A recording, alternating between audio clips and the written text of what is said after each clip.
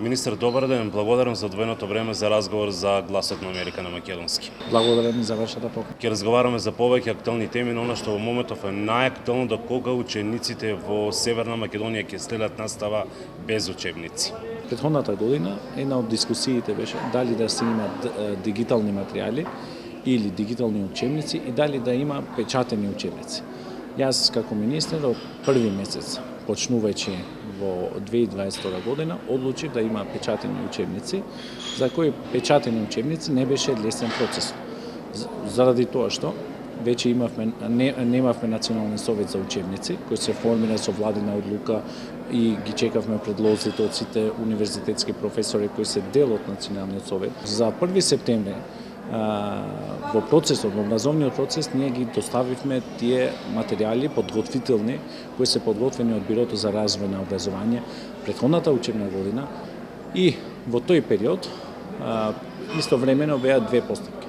Едната постапка за економскиот оператор и другата постапка за одобрување на учебниците. И во момент кога ние зборуваме, јас сум радосен дека со добра соработка на Националниот совет и на педагошката служба и дел од Министерството кој цело време работеа, повеќе од 80% од учебниците се одобрени во делот на Националниот совет за учебници. Но исто така и проблемот со економскиот оператор кој се поврза и со проблемот на ребаланс на буџет. Тоа што го кажав во почетокот, дека за ова година беа предвидени дигитални учебници или материјали, значеше дека не беа предвидени буџетски средства за печатење на учебници. Требаше да се очекува ребалансот на буџетот кој почна во јуни, траеше малку подолго за да се испечатат учебници.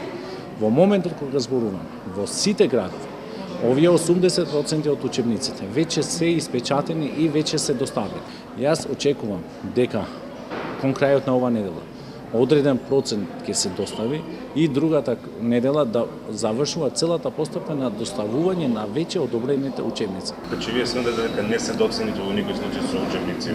Вака, јас сметам на тоа дека реално се доцни во овој процес со достава на учебници. Тоа што го надоместија подготвителните материјали беа за доброто на процесот, за децата да не недостасува материјал за учење, но тоа не го дозволува законот заради тоа што учебникот е учебник. За ова учебна година го направивме максимумот во овој временски рок. Јас ви гарантирам дека за другата учебна година, за трето одделение, за новата концепција, во другата недела ќе биде повикот за автор. Значи, најкрајно што може да завршуваат во Националниот совет учебниците ќе биде месец април или мај. Значи, завршени, одобрени учебници. Во новиот предлог буџет, не како претходната година, веќе се предвидени средства за наредната учебна година да се организира постапката за економскиот оператор во најбрз можен рок. Дали за сето ова некој ќе сноси одговорност и ќе понесе вина?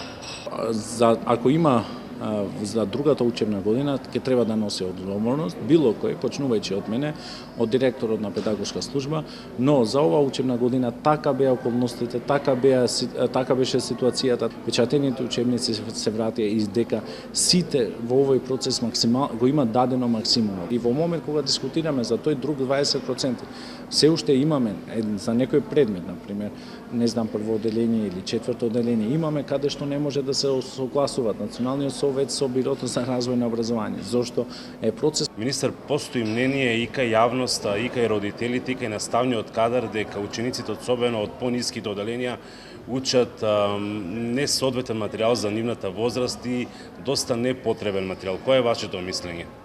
И дали овие ваши констатации се унесуваат на новата концепција или веќе на старата концепција, тоа што се унесува на новата концепција за прво, второ, четврто и пето одделение имаме нови учебници кои треба за после доставување, после завршување на ова учебна година да се вреднуваат како се тие и каков материјал има тие учебници.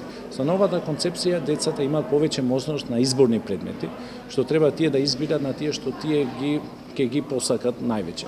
Потребите за промена или реформа на основното образование, јас ќе ги очекувам конкретните резултати после завршувањето на конечно една генерација која почна со новата концепција. До вас изминатиот период стигна повеќе барања да се проложи зимскиот распуст за учениците или пак да се скрати време траењето на часовите. Има ли некаква одлука и што мислите во овој дел?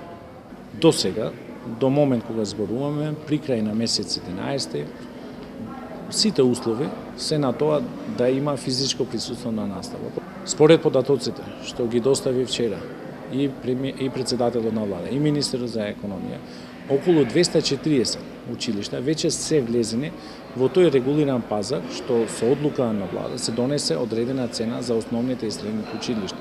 Што значи дека веднаш на овие училишта им се намалува трошокот, им се намалува сметката. Јас од првиот почеток го кажав дека ќе поддржуваме само физичко присуство. Зошто? Ово е моја одлука. Доаѓа и од гласот на сите ученици кои го сакат физичкото присуство во настава. Ќе направиме сите напори. Некои општини во предлог буџетите за наредна година имаат предвидено дополнителни средства за ова цел, имаат предвидено дополнителни средства за да можат да ги завршат со нивните буџети, но исто така и Министерството има предвидено повисоки блок дотации во делот на трошоците што се, за да можеме да излеземе преди.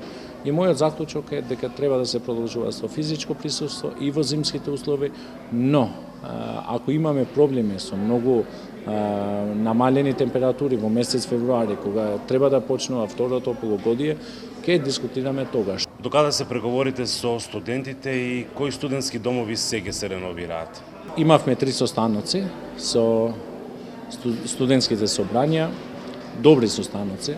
Значи, како што знаете вие, сега е во тек и повикот за студентски оброк. Сите се согласивме дека начинот како се реализира досега студентскиот оброк ќе треба да го промениме, ќе треба да го реализираме така како што предвидува и законот, да се потроши по дневна основа, не целосно таа сума.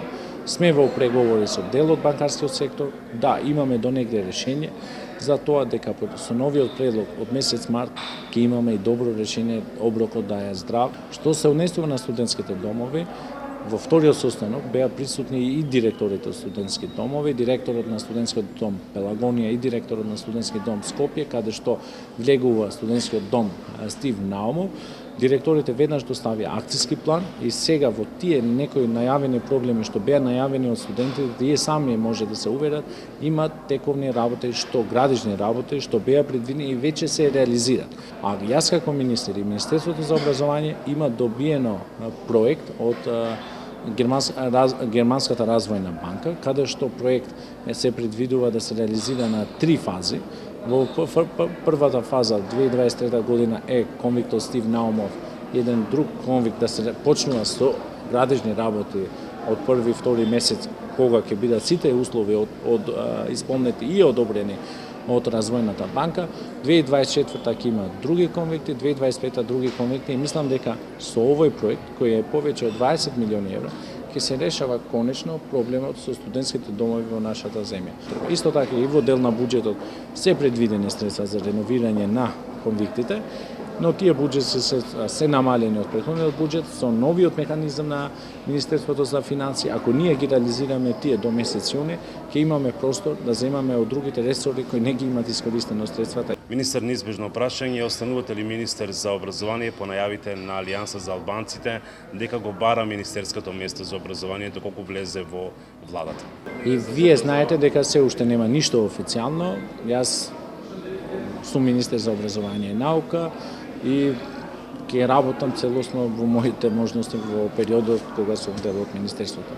Знаете дека официјални разговори за ресори нема досега според тоа што е најавено од сите страни. Благодарам за разговорот, за гласот на ми. Благодарам за вашата препорка.